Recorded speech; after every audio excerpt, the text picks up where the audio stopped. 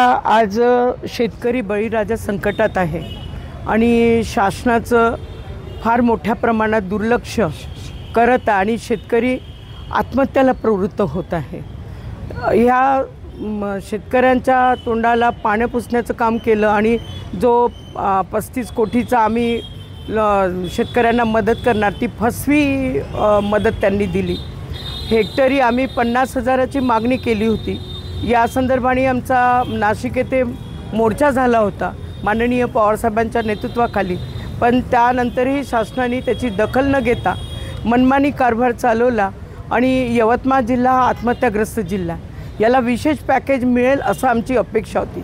कारण या जिल्ह्याला 3 मंत्री असताना तेव्हा या मंत्र्यांनी सुद्धा दखल न घ्यावं हे आमचं दुर्दैव आहे। त्यासोबत काही तालुके सोडून दिले की ओल्या दुष्काळापासनं, त्यानंतर फळ बागायत ज्यांची आहे ते PKVकडनं त्यांचे पंचनामे व्हायला पाहिजे नव्हते, ते सुद्धा दिले नाही आहे। विम्याची जी अट घातली आहे ती शेतकऱ्याच्या पदरात काहीही न पडण्यासारखी आहे। कारण असा अफलातून घोषणाचा पाऊस पडतो आणि शेतकऱ्याच्या खात्यात मदत होत आहे असं एकंदरीत आभासी चित्र या युती सरकारने उभं केल्यामुळं आज आम्ही मौन धारण करून सरकारचा निषेध करण्यासाठी ही काळी दिवाळी शेतकऱ्यांसाठी आम्ही करत आहोत।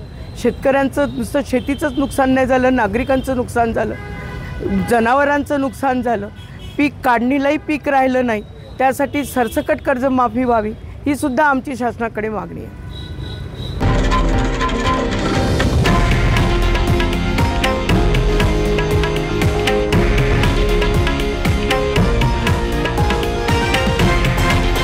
हे आहे देशातील नंबर 1 न्यूज नेटवर्क आणि आपण पाहत आहात TV9 मराठी, एकमेव।